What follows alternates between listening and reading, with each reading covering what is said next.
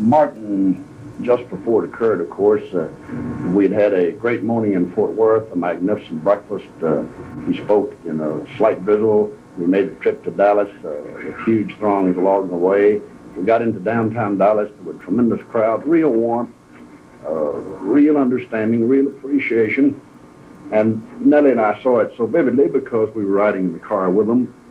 We did not attempt to acknowledge the obvious ovation that they were getting because we knew it was for the Kennedys. The reception had been magnificent. The president had remarked on it. So had Miss Kennedy. As a matter of fact, I guess not 30 seconds before the tragic incident occurred, that Nellie had turned to the president and said, "Mr. President, they can't make you believe now that there are not some in Dallas who love you and appreciate you, can they?" And he said, "No, they sure can't." And then we had just turned the corner. We heard a shot. I turned to my left. I was sitting in the jump seat. I turned to my left to look in the back seat. The president had slumped.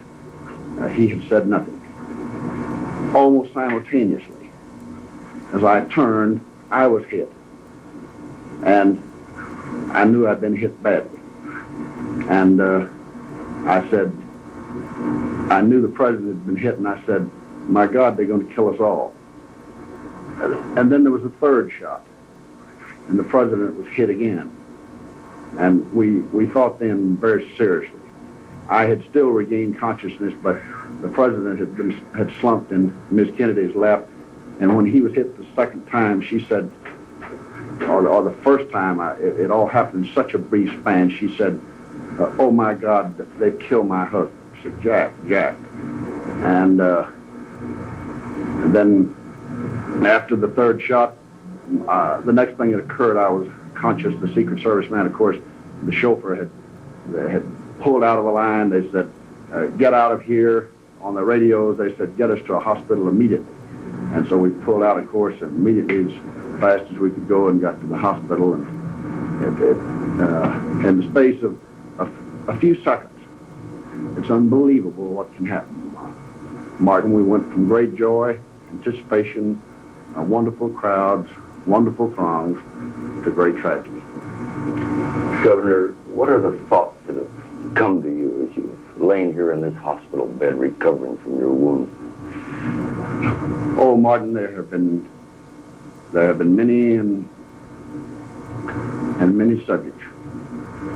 And I just wonder, you wonder all types of things. You wonder why his life was taken, why my life was spared.